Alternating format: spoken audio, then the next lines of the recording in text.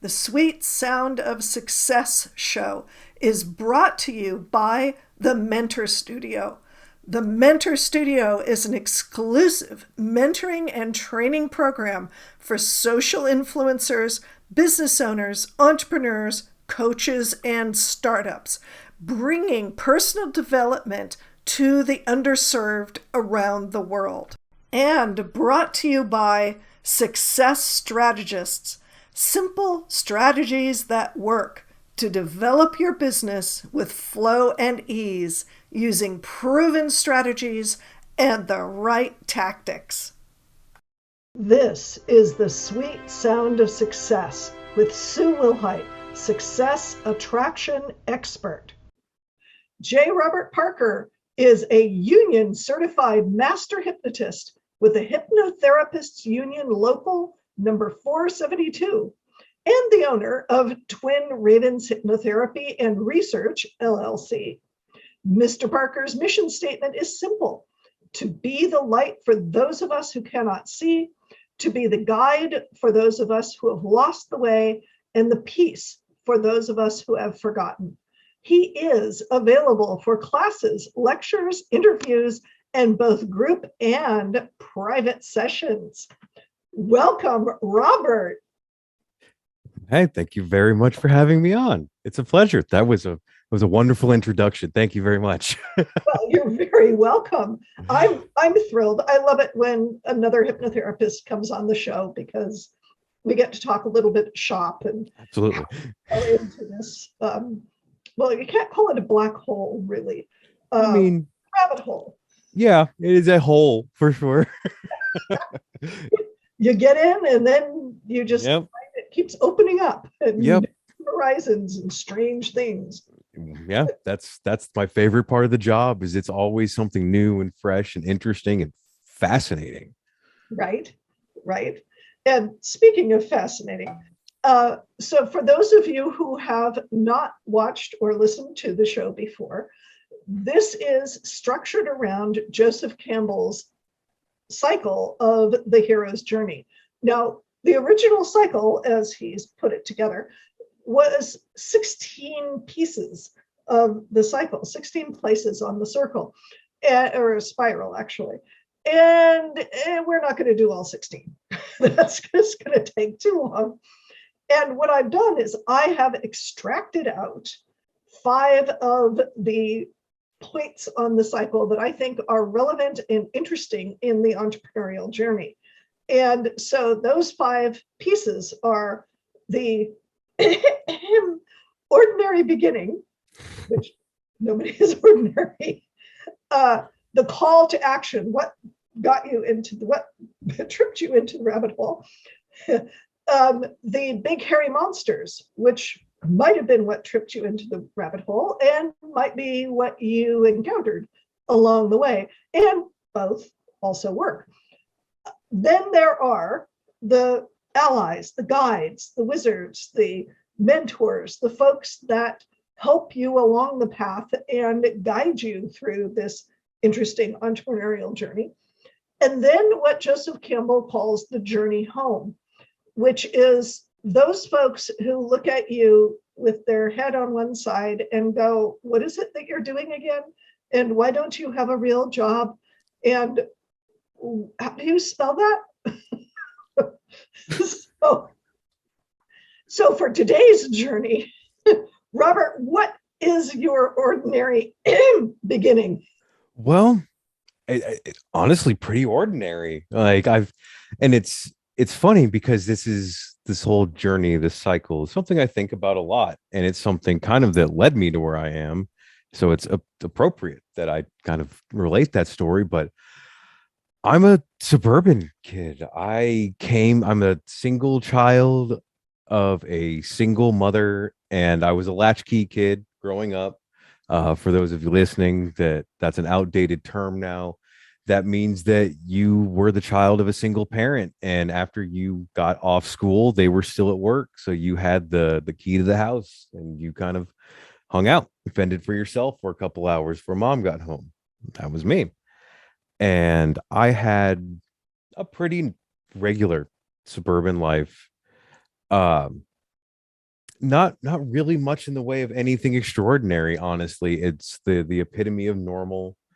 Uh didn't get in too much trouble as a kid, but I really just kind of came from those very, very normal suburban roots. I was at first solidly middle class. Like I was part of that generation that their single parents could still sustain a lot.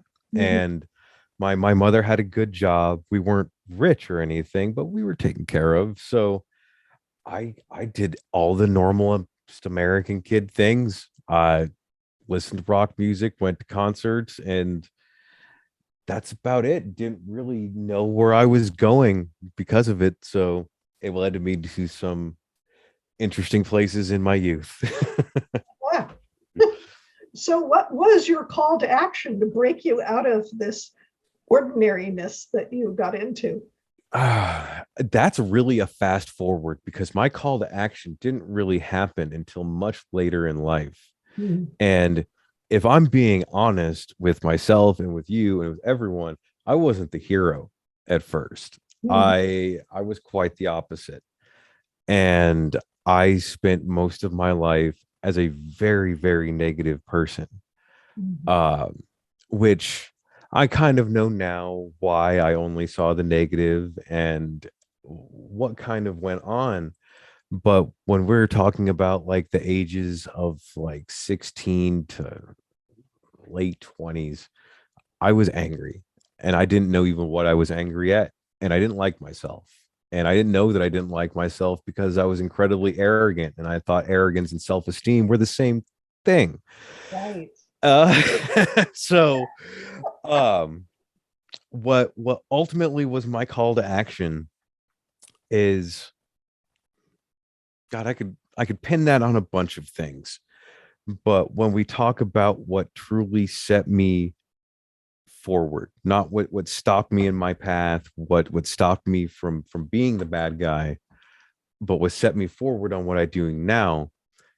And this is interesting because we talk about the hero's journey, but I was reading tarot cards professionally Oh. because I had lost my job early in the pandemic, and um, I wasn't reading people's fortune, so to speak. I was using those archetypes of the hero's journey that exist in the tarot cards to relate people's problems, to give them a new perspective. And I found that I was legitimately helping people. Like people would pay money to call me back weeks down the line to say, you helped. The perspective you gave me helped me through this situation, and I want to thank you. And it happened a few times. And I thought to myself, how do I just do this?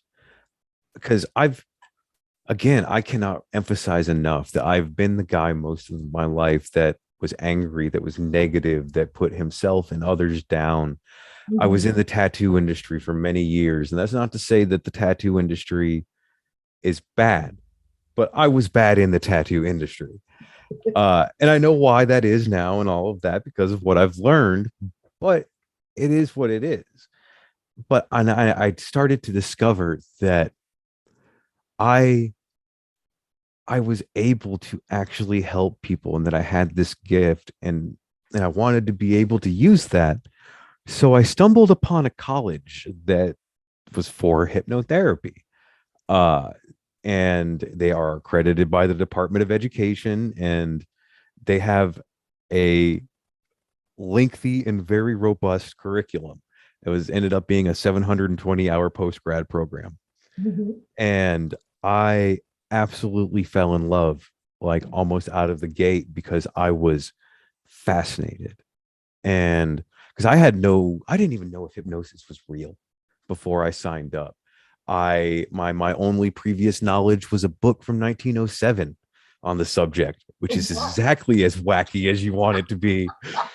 Uh, but I found this magnificent just healing power in this.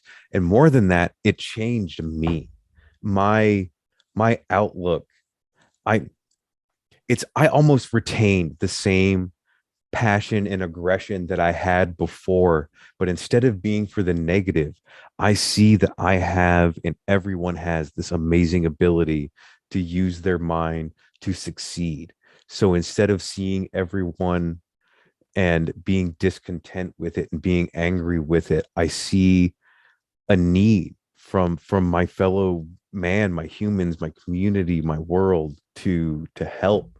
And now I have this incredible natural tool to be able to do just that. And that's that's really one of the what I because I'm still on this journey. Like I said, I haven't been the hero for very long. So like this realization, this I feel like a new person, and it's weird. And I really can't emphasize that enough, that it's really surreal to feel like this now, and to have been the bad guy, because part of me being who I am is I accept who I've been. And I've hurt a lot of people. I've done a lot of bad. And what do you do with that?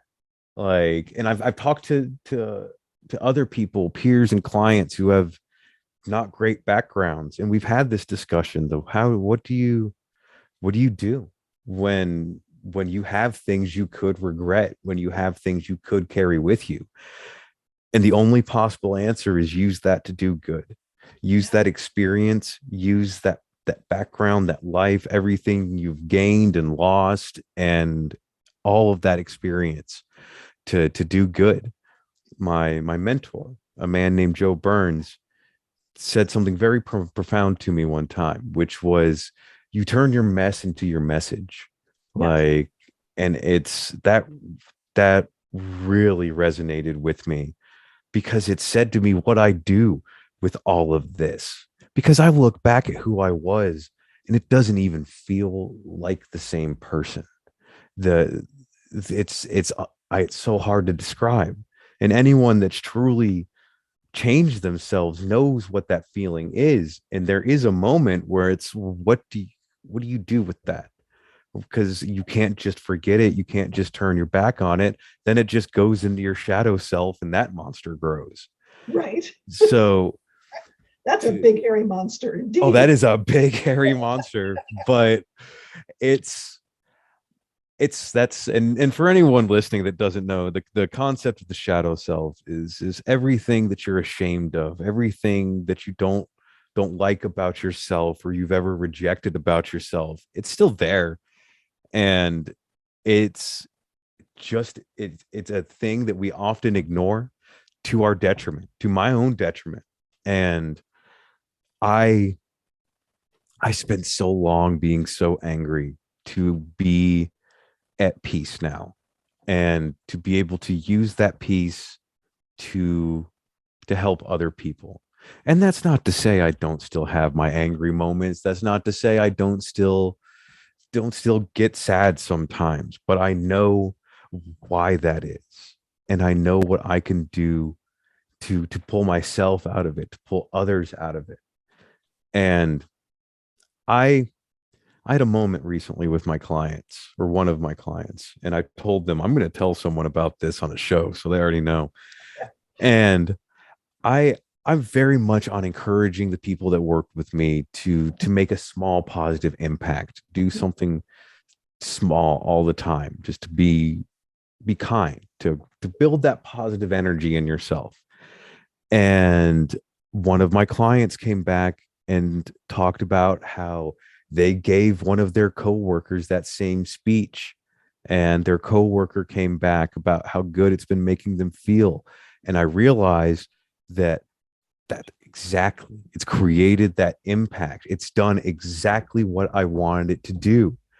And that's all we have to do.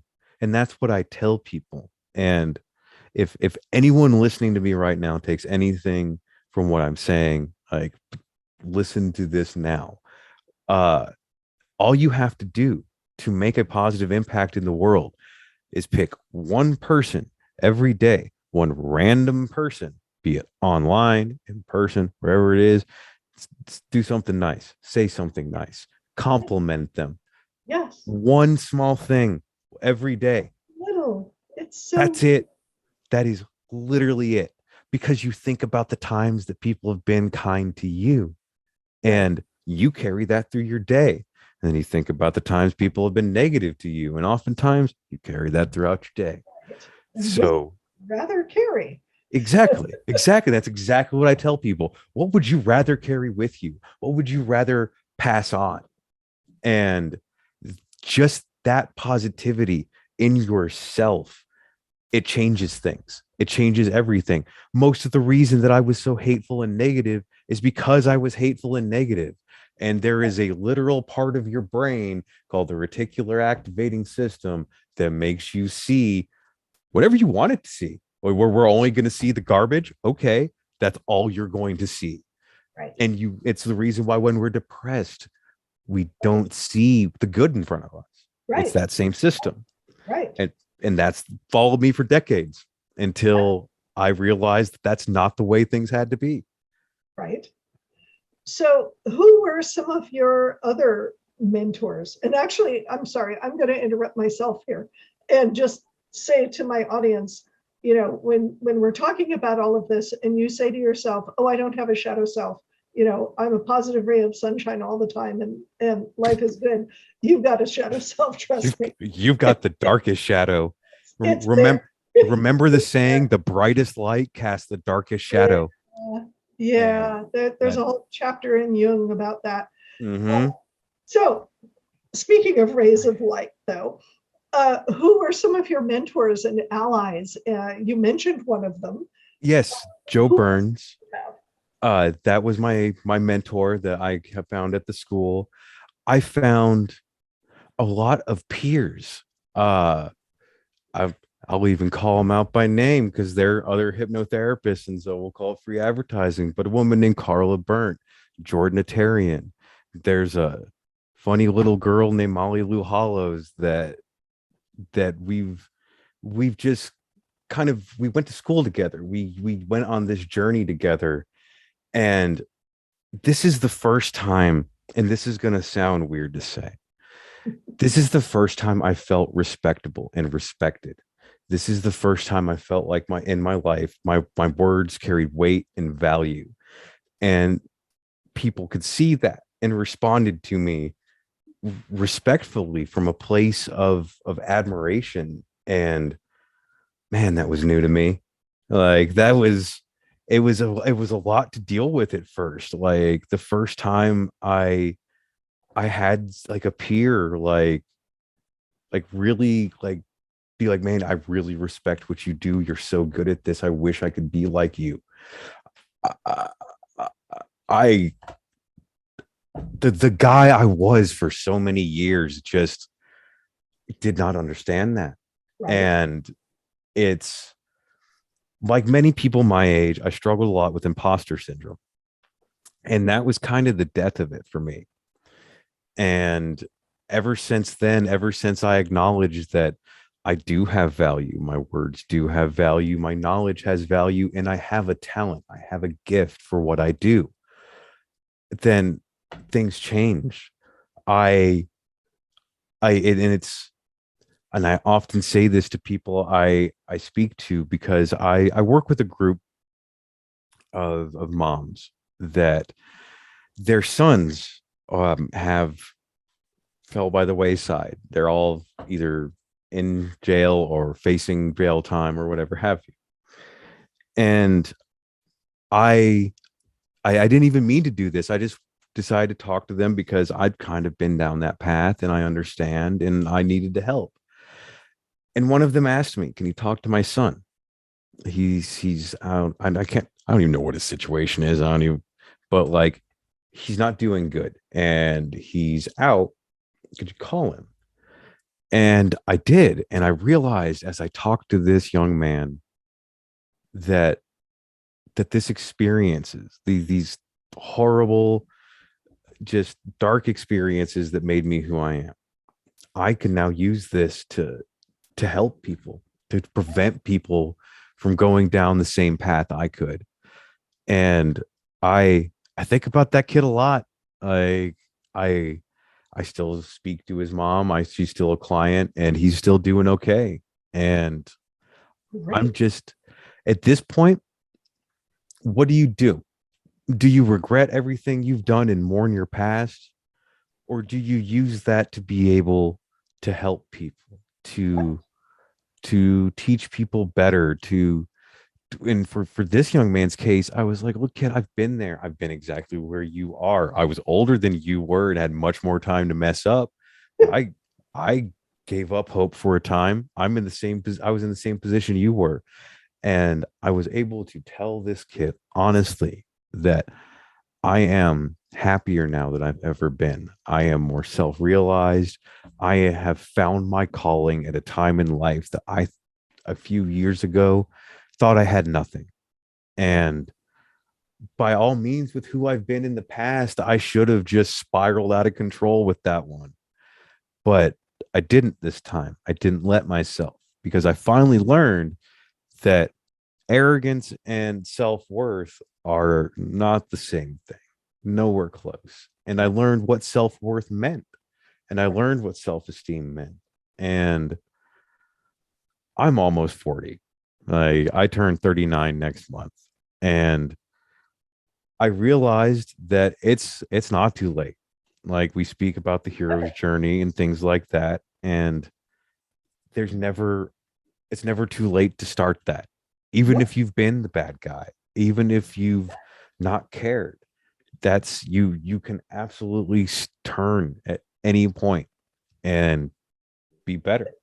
There's a book called Illusions by Richard Bach. Mhm. And one of the key points in the book is, are you done with your mission on the planet? Are you done yet? Are you still on the planet? Then you're not done. Yeah, And so absolutely. literally it is, if you're asking the question or you're trying to make the statement, oh, it's too late, or is it too late? No, it's not. At No, that you moment, you said can the words. You're not dead yet. If you still have the health and ability to say those words, it's not done yet. you're not done yet. And if there's You're not anything stopped. I've learned working with hypnotherapy, it's the human mind is capable of almost anything. So you're not ever done. You will always have the will and the strength to do whatever it is. And it's, of course, there's always going to be the pedants that, like, oh, what about if they're on their deathbed? Then they're done. So, but it's, Right? If if they're 3 breaths away from the end, then yeah, it's then you're done. It's the curtain call. But it's, you're never give up. And I just spoke to a gentleman about this today, of you can't look, consider your choices. You make the choice every day, because there's a certain type of person, and I'm not going to give away who, but there's a type of person that's how you have to give them suggestions to. As you know, they have to be choices. You can't tell them a suggestion, it has to be their choice. yes, And I said, your choice is to wake up every day and decide, I am going to do this the same as every other day, and it's just going to be one of the countless others, or I'm going to choose to try to do something with this day, to make something of it, to have a better attitude. That is an active choice you make. yes, And that is the choice that I found that I was making, because I'm a real extreme version of the suggestibility that has to be given choices. And it's, and that's why I emphasize how that hypnotherapy works. It helped me, and I am as stubborn as they come. And I never thought my mind was going to change on anything. And I am stunningly different in my own head now than I was before, because this isn't temporary. This isn't, oh, it's just putting a band-aid on something with hypnosis. right. That doesn't work. This is talking about the root of why things are happening. Why are you the way that you are, in improving those associations to be able to make you something better. And I that's why I'm so enthusiastic and passionate about this. I know who I was for 3 decades. I know how stubborn I was. I know the paths that I went down. And for me to say the words that I've said today, to to scream from the rooftops that you have to help your fellow man and fight, that is not the man I was, but that is, for the first time in my life, something I passionately believe in, something that, for the first time, I have a message that I feel like people need to know, because the world today's gone weird, and more than ever, we need people that to help, to show everybody that we're not like this, that this isn't what it means to be human. And even if it's the smallest impact possible, I'm very big on stoicism and Marcus Aurelius, and that's actually one of his coins behind me. And he one of the things that he really emphasizes is, don't worry about something that you cannot control, that you cannot affect change upon. Worry about what you can.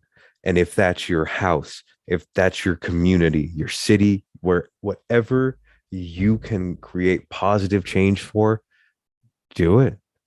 And That's that how. goes right back to what you were saying about just say a kind word to somebody. Exactly. You Just have that one thing. control over that. And think about what that creates. If you gather the reputation of, you are the person who is is just kind, who has uplifted everyone, all of a sudden you become the hero. That Right. even if you didn't think that's who you were, I certainly did not think I was the hero in the story.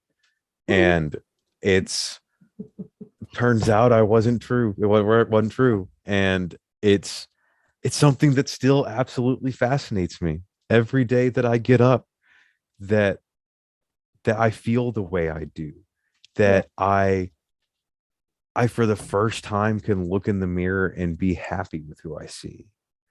And that's profound. And if I can give that to other people, and I have, that's amazing. I've already done things with my life that I never thought I'd accomplish. And that's significant, because I never thought I would, like I said. So, speaking of that, you have an offer for our Absolutely. viewers and listeners about Yes, working with you and making that transformation yourself. absolutely. Anyone that is listening to this podcast, I like to offer 30% off your first 2 sessions. And all you have to do, it doesn't matter when you hear this podcast, this can be years in the future, and I will still honor this deal. I promise. My rates might have changed, but the discount won't change. Pinky swear. Uh, but for your first 2 sessions, and this is to encourage anyone that hears what I have to say. It doesn't matter what the change it is that you want. It doesn't matter if it's a habit you want to cease, weight loss, stop smoking, if you want to be more focused and successful in business, if you want to just be happier, be more positive. This is an offer to take that chance, give it 2 sessions, and that just see what it can do for you. And as somebody that it's done so much for, I'm very confident it's more than just that too. I very rarely have people just come once or twice and they're done. Most of the ones that come once or twice and they're done, we fix the problem. And it's no guaranteed results on that one, but it happens. Right, It's sometimes people are so close right, to right. solving that problem. It's just all they need is that breakdown of the critical filter for their subconscious to be able to run forward with the answer and be like, we've known the whole time, we've known. Yes. And, And and that's why they find you, exactly, is because exactly. they are so ready to pop. And that's the ideal thing. And Boom. I have clients ask, do you think this will help me? And I'm like, you're talking to me. You've made this choice. You have this desire. Yes, you're already mostly there. It's just there's an interesting fact of the conscious mind can affect change upon the subconscious. So you just have to have an additional process. It's why you can want something as bad as you can want something to change, but you can't. Why? Subconscious programming. And the second that changes and that combines with the conscious desire, that's how you make change. That's how actual lasting change happens. Yeah. So thank you, Robert. This has been a very inspiring and uplifting and hopeful Good. episode and interview. Excellent. Thank you so much for being a guest on my show. Thank you very much for having me. And if anyone hearing this wants to get a hold of me, just the easiest way, simplest way, just go to my website. It's twinravens.org. It's the links are down below. Contact forms, my past interviews, questions, tests, whatever you could want. Just reach out to me if you have any questions about anything I've said. If anything I've said has helped you, I'd love to hear. So reach out to me. I'd love to hear from anyone that's listening right now. Wonderful. And thank you to my listeners and viewers on the Sweet Sound of Success.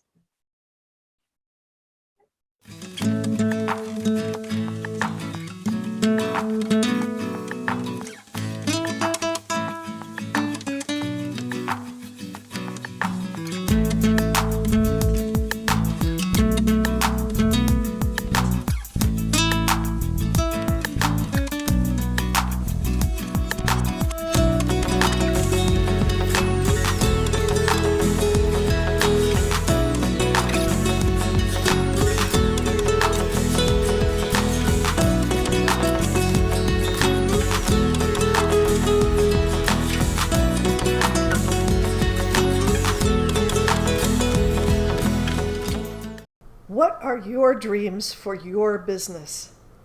You know what drives me crazy?